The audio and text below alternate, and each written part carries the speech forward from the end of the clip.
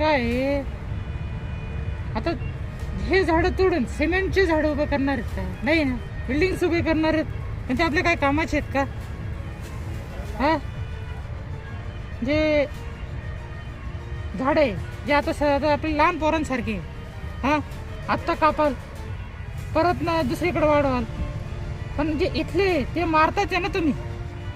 हा ते नितेश राणे बोलले हा की म्हणे तुम्ही पर्यावरणवादी जे नाशिक मधले आहेत हा ते बकरी ईदला कुठे असतात म्हणे, आणि आताच त्यांना काय पुळका आलाय. आता ते राजकारण आहे, त्याला मी काय करू शकतो. मी लहान आहे ना अजून, ते मला राजकारण येत नाही.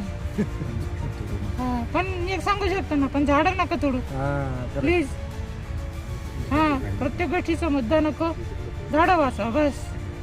हो, आणि तपोवन वाचलं का पाहिजे, काय वाटतं?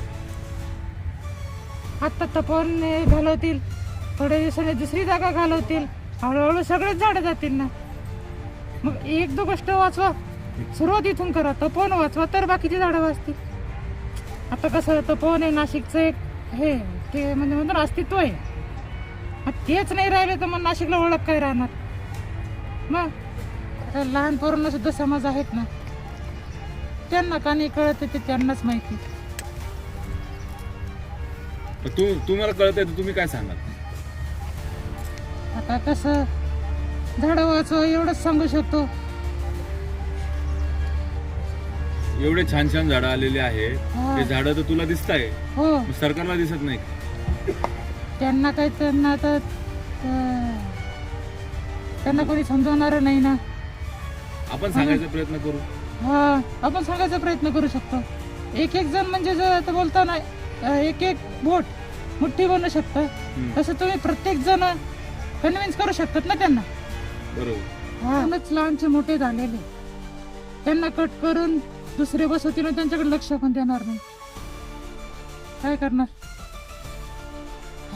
सरकार म्हणतं साधू संतांची व्यवस्था कुठे करायची? आता साधू संत तर जंगलातच राहतात ना.